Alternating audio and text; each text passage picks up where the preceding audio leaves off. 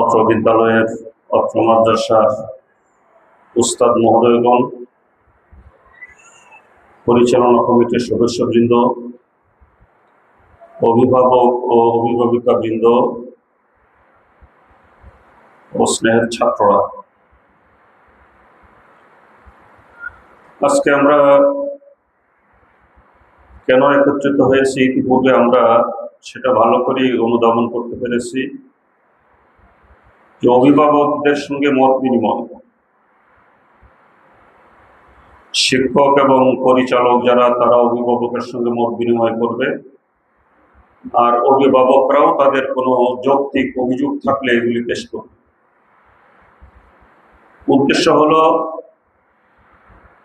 যাতে করে শিক্ষার মান আরো ভালো করা যায়, যে অবস্থায় আছে ভালো, এর থেকে যেন আরো ভালো করা যায়, এই উদ্দেশ্যে ধাপে ধাপে অগ্রসর হওয়ার লক্ষ্যেই অভিভাবকদেরকে ডাকা হয়।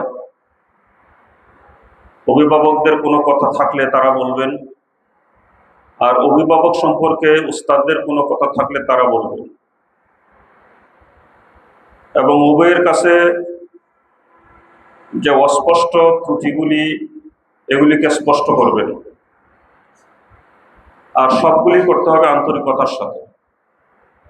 নিয়তটা হতে হবে আন্তরিকতা, ইখলাসের সাথে। এই নিয়তে আমরা এই কাজগুলি করবো। এই জন্য আজকে আমরা সমবেত হয়েছি। আল্লাহ তৌফিক দিয়েছেন, এই জন্য আল্লাহর শুকরিয়া আদায় করে বলি আলহামদুলিল্লাহ। এই প্রতিষ্ঠান বহু আগে, অনেক আগে, 60 সনে বোধহয় এটার প্রতিষ্ঠা, 1960। তাহলে অনেক দিন হয়ে গেছে। এই প্রতিষ্ঠানের শত শত হাফেজ সারা বাংলাদেশে ছড়িয়ে আছে, কিন্তু আগে ছিল শুধু হেফজ। ইদানিং বৈজ্ঞানিক পদ্ধতিতে কোরআন পড়ার যে এক নতুন নিয়ম চালু হয়েছে, নুরানি পদ্ধতি, এটা আমরা তারপরে এটার সাথে সংযোজন করেছি। এখন নুরানি পদ্ধতিতে কোরআন শিক্ষা, নাজেরা এবং হেফজ, এই তিনটা আছে এখানে। সর্বমোট 500-র মতো ছাত্র আমাদের এখানে আছে, 500-র কাছাকাছি। আরো অনেক ছাত্র আসছিল ভর্তি হওয়ার জন্য, কিন্তু আমাদের যেহেতু জায়গা কম, জায়গার সংকুলন হয় না, যার জন্য আমরা অনেককে ফিরিয়ে দিয়েছি, ভর্তি করার সুযোগ দিতে পারি নাই, ভর্তি হওয়ার সুযোগ দিতে পারি নাই। তো আজকে আপনাদের লক্ষ্যে আমার আগে অতিথিরা যে কথা বলেছেন, আপনারাও কিছু কথা বলবেন প্রয়োজনে, পরামর্শ হিসাবে। তো আমি মাদ্রাসার শিক্ষক যারা, পরিচালক কমিটি যারা, তাদের প্রতি আহ্বান হলো যে আমার জানা মতে, আমি তো 1977 সন থেকেই মোটামুটি বিভিন্ন জায়গায় প্রোগ্রামে যাই। 77-এ আমি দাওরা দিয়েছি, এরপরের থেকেই বাংলাদেশের বিভিন্ন জায়গায় শত শত হাজার ছাত্রের মাথায় পাগড়ি দিয়েছি। যে কথা আমি ভালো করে অনেক সময় বলি, আমি যেটা উপলব্ধি করেছি, বাংলাদেশে 3 প্রকারের হেফজ মাদ্রাসা আছে। 3 প্রকারের। এক প্রকার হলো হেফজ ছাত্র আছে, প্রতি বছর 5 জন 7 জন 10 জন হাফেজ বেরিয়ে যায়, আমরা পাগড়ি বেঁধে দিই মাথায়, কিন্তু বাস্তবে এই 10 জনের মধ্যে 8 জনও হাফেজ না। এটা প্রতিষ্ঠানের প্রয়োজনে দেখানোর জন্য পাগড়ি বেঁধে দেওয়া হয়, কিন্তু ওরা কোরআন মুখস্থ করে নাই, পড়তে পড়তে শেষ করেছে কোনো মতে, কিন্তু তার মুখস্থ নাই, পাগড়ি দিয়ে দেওয়া হয়, আমরা হাফেজ সাহেব বলি। তারা গিয়া সমাজে নিজেকে হেফজ হিসাবে প্রতিষ্ঠিত করতে পারে না। নামটা শুধু হাফেজ সাহেব, এরপরে দেখা যায় তারা অন্যান্য কাজে মধ্যযুক্ত হয়ে গিয়েছে, তাদের হেফজ তারা টিকায় রাখতে পারে নাই। আইল্লা মাশাআল্লাহ কিছু আছে তাদের মধ্যে থেকেও হাফেজ হয়, পূর্ণ হাফেজ হয়। এটা হলো এক শ্রেণীর মাদ্রাসা। আরেক শ্রেণীর মাদ্রাসা হলো যে 10 জন ছাত্রকে যদি পাগড়ি দেওয়া হয়, 8 জনই হাফেজ। 2 জন হয়তো এদের মেধার কমতির কারণে তারা ধরে রাখতে পারে না, এটা আল্লাহ পাকের দেওয়া মেধা। আর 8জনই হাফেজ।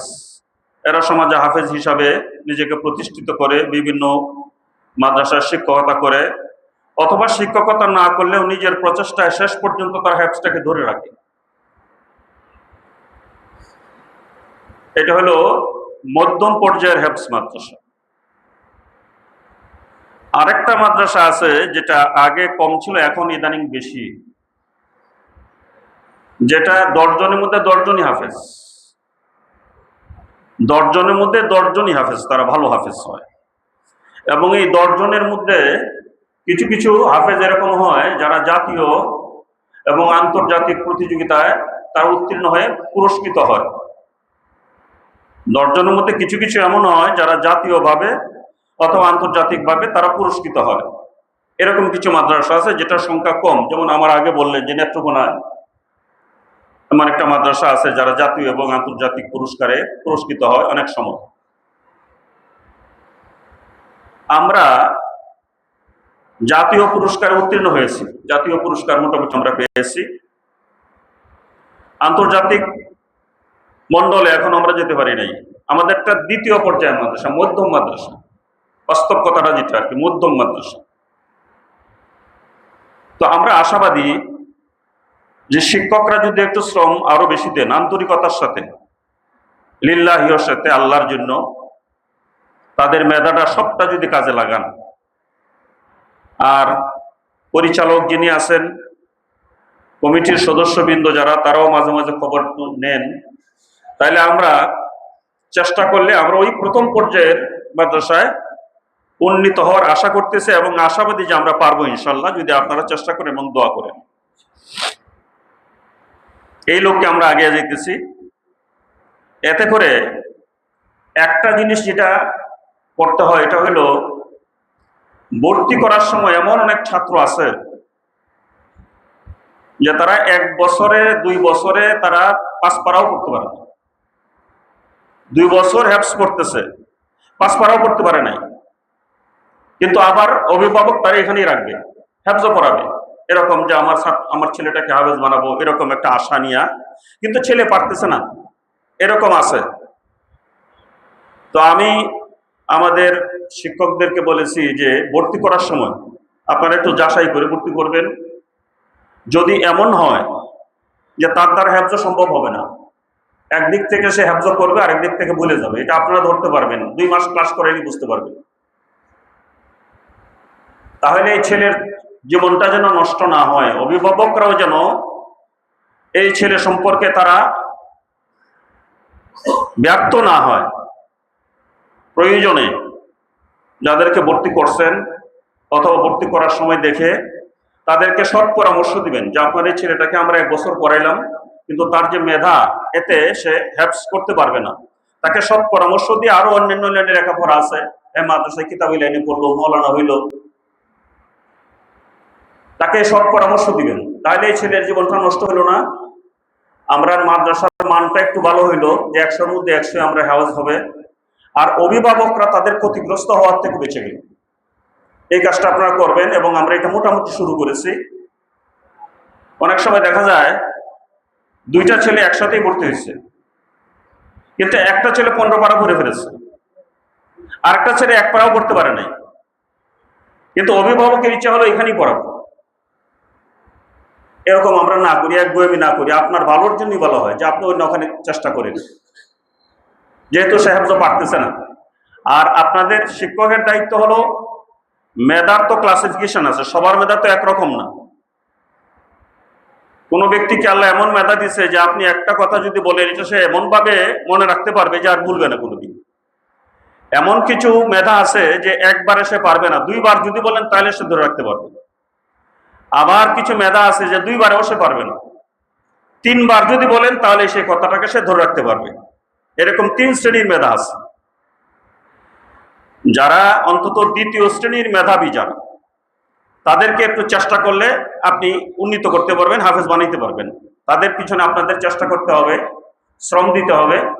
আর অভিভাবকদের দায়িত্ব হলো আন্তরিকভাবেই আমি ছেলেটাকে হাফেজ বানাবো, যা দরকার চেষ্টা করতে হবে আন্তরিকভাবে, তো বাকি তো আল্লাহর ইচ্ছা। এই জন্য শিক্ষকদের সঙ্গে সৌজন্যমূলক আচরণ, মহব্বত ভালোবাসা নিয়ে তাদের সঙ্গে আচরণ করা, যেন সে আন্তরিকভাবে আপনার ছেলেটাকে দেখশুন করে, এটা খেয়াল রাখতে হবে। এটা আর একটা জিনিস আছে যে বর্তমান সময়ে ছেলেদেরকে শাসন করা নিষেধ, সরকারিভাবেও শাসন করা নিষেধ। আগে তো অনেক শাসন হইতো, আপনারা জানেন। আগে এমন শাসন হইতো যেটা এখন কল্পনা করা যায় না, এমন শাসন হতো।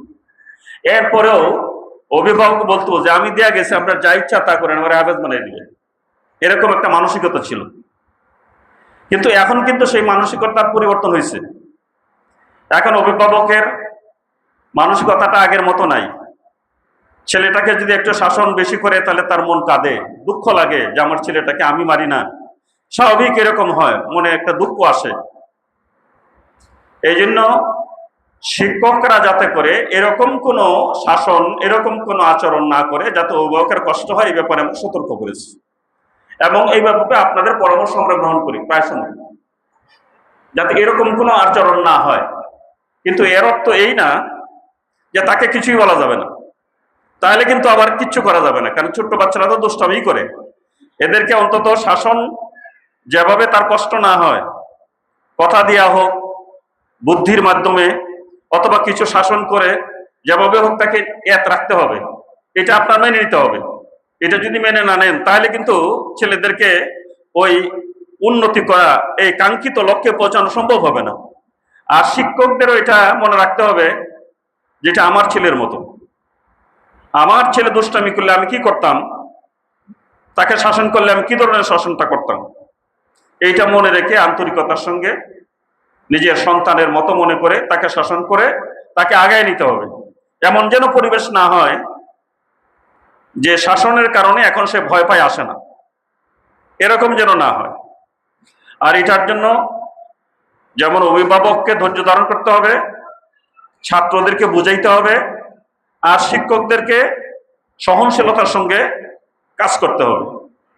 এটা যেন আমরা করতে পারি। আর অভিভাবক যারা আছেন সবাই তো পুরাতনই, প্রায় নতুন তো কম। নিয়ম কানুন তো মোটামুটি জানাজানি আছে, কি নিয়ম কানুন, এখানের আমাদের নিয়ম কানুন আমরা কি করেছি এগুলি জানাজানি আছে। এই নিয়ম কানুনগুলি আমরা ফলো করি। আগে যেমন হুজুরা বলছেন যে বাড়ি থেকে বিশেষ করে খেয়াল রাখতে হবে যেন কোনো ছাত্র অনুপস্থিত না থাকে। অনুপস্থিত থাকলে পরে এটা সে পূরণ করতে পারে না। বেশি দিন অনুপস্থিত থাকলে তারপরে যখন তার এটা বোঝা হয়ে যায়, সে পূরণ করতে পারে না, তখন সে ভাগা দিতে থাকে, আসতে মনে চায় না, পলাইতে চায়, এরকম হয়। এই জন্য অনুপস্থিত যেন না থাকে, যে কোনো প্রয়োজনে তাকে উপস্থিত রাখা, অনুপস্থিত যেন না থাকে, এটা আমরা যেন ভালো করে খেয়াল রাখি। তাকে আদর করবেন, তাকে বোঝাবেন, কিন্তু অনুপস্থিত থাকা যাবে না। অনুপস্থিত থাকলে এটা আর পূরণ করা যায় না। এটা শুধু হেফজ না, অন্যটা ইসলামের যাত্রা শুরু হয়েছিল কোরআন শিক্ষা দিয়ে, যেটা আপনারা অনেকেই জানেন না। নামাজ আসছে 12 বছর পরে, রাসূলের নবুয়তের 12 বছর পরে নামাজ আসছে। 12 বছর নামাজ ছিল না। রোজা আসছে 14 বছর পরে, যাকাত আসছে 14 বছর পরে, হজ আসবে রাসূলের ইন্তেকালের মাত্র 1 বছর আগে। মাত্র 1 বছর আগে নবম হিজরিতে কোরআনের আয়াত নাজিল হয়েছে, ওয়ালিল্লাহি আলান নাসি হিজ্জুল বাইতি মান ইসতাতা ইলাইহি সাবিলা, একবারে রাসূলের ইন্তেকালের আগের বছর। কিন্তু এই যে 12 বছর নামাজ ছিল না, তখন কি ছিল? কোরআন দিয়ে শুরু হয়েছে।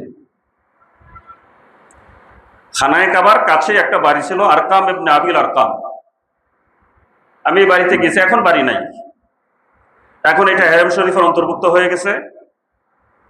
এটা ছিল ইসলামের প্রথম মাদ্রাসা 612 খ্রিস্টাব্দে। 610 খ্রিস্টাব্দে রাসূল নবুয়ত লাভ করছেন।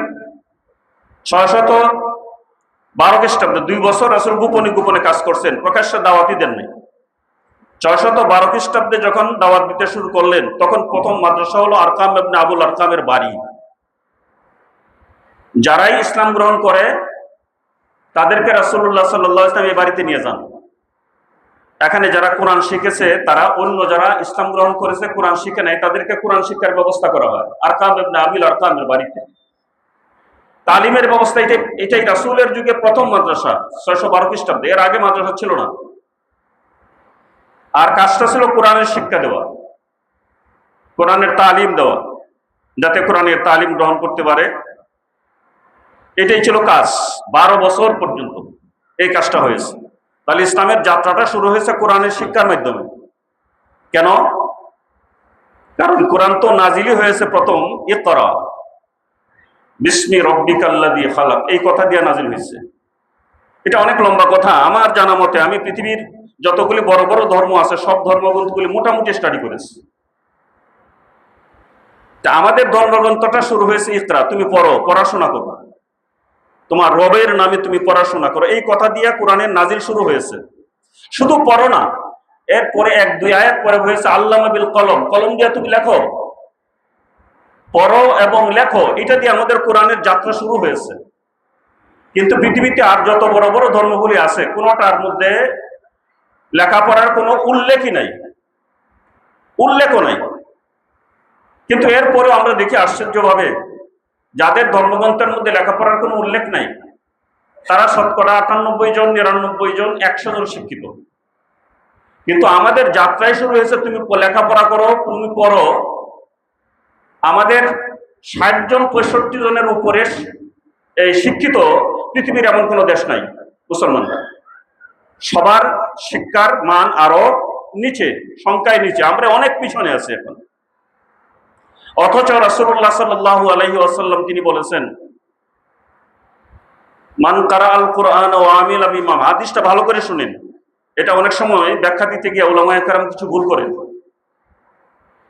হাদিসটা হলো মান কারাআল কুরআন ওয়া আমিলা বিমা ফিহি, যে ব্যক্তি কোরআন পড়লো, যে ব্যক্তি, এটা 5 বছরের শিশু হতে পারে, 60 বছরের বৃদ্ধ হতে পারে, যে ব্যক্তি কোরআন পড়লো, মান কারাআল কুরআনা ওয়া আমিলা বিমা ফিহি, এবং সে আমল করলো, ছোট বাচ্চা হোক অথবা 40 বছরের কোনো পুরুষ অথবা মহিলা হোক, যে কোরআন পড়লো এবং কোরআনের উপর আমল করলো, রাসূল বলেছেন উলবিসা ওয়ালিদাহু, তাহলে এই যে কোরআনটা পড়লো তার মা এবং তার বাবাকে পরিধান করিয়ে দেওয়া হবে তাজা ইয়াউমাল কিয়ামা, কিয়ামতের দিন একটা নূরের টুপি পরিয়ে দেওয়া হবে তার মাকে এবং তার বাবাকে। কার মা বাবাকে? যে কোরআন পড়লো এবং আমল করলো। বড় আলেম হইল এই কথা বলা হয় নাই, যে কোরআন পড়লো ভালো করে এবং কোরআনের উপর আমল করলো তার মা বাবাকে পরিয়ে দেওয়া হবে এমন একটা টুপি পরিয়ে দেওয়া হবে কিয়ামতের দিন, সম্মানের টুপি। জু আহসানু মিন জুইশ শামস, যার আলো পত্রিকা হবে, আলোটা হবে আহসানু মিন জুইশ শামস, সূর্যের থেকে বেশি আলো, এটা বলা হয় নাই, আহসান, সূর্যের থেকে সুন্দর হবে তার আলোটা, সূর্যের আলোর থেকে আরো সুন্দর হবে সেই টুপির আলোটা। যদি এই টুপিটা পৃথিবীতে হইব, ফি বুয়ুতিকুম, হাদিসের মধ্যে আসছে। কিন্তু যে পড়লো এবং যে আমল করলো তাকে কি দেওয়া হবে এটা বলা হয় নাই হাদিসের মধ্যে, শুধু বলা হয়েছে তার মা বাবাকে দেওয়া হবে। শেষে রাসূল বলেছেন ফামা যান্নুকুম বিল্লাযী কারাআ আও আমিলা, তোমাদের ধারণাটা কি ও সাহাবারা, তোমাদের ধারণাটা কি? তার মা বাবাকে যদি এরকম টুপি দেওয়া হয় তাহলে যে পড়লো অথবা আমল করলো তাকে কি দেওয়া হবে, তোমাদের ধারণাটা কি? এটা রাসূল স্পষ্ট রাখছেন। এর অর্থ হলো যে তাকে তো আরো অনেক অনেক অনেক বেশি দেওয়া হবে। আপনার ছেলে যদি কোরআন পড়ে, নাজেরা পড়লো, হাফেজ হলো, বড় আলেম হতে পারে নাই, সেইটার অন্তর্ভুক্ত। নাজেরা না পড়লো, কোনো কারণে সে চলে গেল অন্য লাইনে লেখাপড়া করলো, সেও এটা অন্তর্ভুক্ত, কোরআন সে পড়েছে। আপনারা যারা অভিভাবক আছেন, পুরুষ মহিলা, যারা কোরআন ভালো করে পড়তে পারেন নাই, এখন যদি আপনি এই হাদিস থেকে শুরু করেন, আপনি এটার অন্তর্ভুক্ত। আপনার মা বাবা যারা মারা গেছে তাদেরকে নূরের টুপি দেওয়া হবে, এটা হাদিসের কথা। হাফেজ হইলে তারপরে তার মা বাবাকে নূরের টুপি দেওয়া হবে, এরকম কথা হাদিসের মধ্যে নাই। বলা হয়েছে যে কোরআন পড়লো, এবং সমস্ত মুহাদ্দিসিনে কেরাম একমত। আর যদি হাফেজ বানাতে পারেন, এটার জন্য অন্য হাদিসের মধ্যে আসছে, মান কারা আল কোরআন ফাস্তাযহারাহু ফাআহাল্লা হালালাহু ওয়া হাররামা হারামাহু আদখালাহুল্লাহুল জান্নাহ ওয়া শাফাআহু ফি আশরাতিন মিন আহলি বাইতিহি কুল্লুহুম কাদ ওয়াজাবাত লাহুন নার। এই হাদিসে হাফেজদের কথা বলা হয়েছে, যাদের ছেলে কোরআন পড়লো এবং হেফজ শুরু করলো, হাফেজ হলো। ফাস্তাযহারাহু বলা হয়েছে হাদিসের মধ্যে, এটাকে বিজয়ী করলো, অথবা ফাস্তাযহারাহুর আরেক অর্থ হলো হাফিজাও, এটাকে মুখস্থ করলো। কোরআন পড়লো এবং কোরআনকে মুখস্থ করলো, তাহলে রাসূল বলেছেন আদখালাহুল্লাহুল জান্নাহ, এই ব্যক্তিটাকে, ওই ছেলে অথবা মেয়ে, ওই পুরুষ অথবা মহিলাটাকে আল্লাহ পাক আদখালাহুল্লাহুল জান্নাহ, জান্নাতে প্রবেশ আল্লাহ নিজে করিয়ে দিবেন। জুড়ে বলুন সুবহানাল্লাহ। হাদিসের ভাষাটা কিন্তু এরকম না যে সে যদি কোরআনের হাফেজ হয় সে জান্নাতে যাবে, ইয়াদখুলুল জান্নাত, এরকম না হাদিসের ইবারতটা। বরং হাদিসের ইবারতটা হলো আদখালাহুল্লাহুল জান্নাত, আল্লাহ তাকে জান্নাতে প্রবেশ করিয়ে দিবেন। সে যাবে এরকম না, আল্লাহ করিয়ে দিবেন। তাহলে সে জান্নাতি যদি হেফজের উপর সে কায়েম থাকতে পারে। এটা দুনিয়ার জন্য যেমন কল্যাণকর, পরকালের জন্য আরো বেশি কল্যাণকর হাফেজ হওয়া। এরপরে রাসূল বলেছেন ওয়াশাফাহু, সে যখন জান্নাতে যাবে অবস্থা এমন হবে যে কেউ কেউ জান্নাতে যেতে চাইবে না। যে যাদের চেষ্টায়, যাদের আন্তরিক প্রচেষ্টায় আমি হাফেজ হয়েছি, তার মা বাবা সহ অভিভাবক তারা জান্নাতে যেতে পারতেছে না, তাই সে জান্নাতে যেতে চাইবে না। এই জন্য হাদিসে বলা হয়েছে শাফাহু ফি আশারাতিম মিন আহলি বাইতিহি, তাকে অধিকার দেওয়া হবে যে তাহলে তুমি এক কাজ করো, তোমার ইচ্ছা মতো তুমি 10 জনকে সুপারিশ করে তোমার সাথে নিয়ে যাও। সুবহানাল্লাহ। এটা ন্যূনতম, 10 জনটা হলো ন্যূনতম। তার এলমের গভীরতা হিসাবে, তার ইখলাসের ক্লাসিফিকেশন হিসাবে আরো অনেক অনেক বেশি অন্য হাদিসের মধ্যে আসছে। 10 জন হলো ন্যূনতম, তাকে সুপারিশ করার অধিকার দেওয়া হবে। মানুষগুলি কারা, যাদেরকে সে সুপারিশ করবে, মানুষগুলি কারা? কুল্লুহুম কাদ ওয়াজাবাত লাহুন নার। এই 10 জনের 10 জনই, কুল্লুহুম বলা হয়েছে, 9 জন না। এই 10 জনের 10 জনই কাদ ওয়াজাবাত লাহুন নার, যে তাদের উপর জাহান্নামে যাওয়াটা অবশ্যম্ভাবী হয়ে গিয়েছিল, তারা জাহান্নামেই যেত, এরকম 10 জন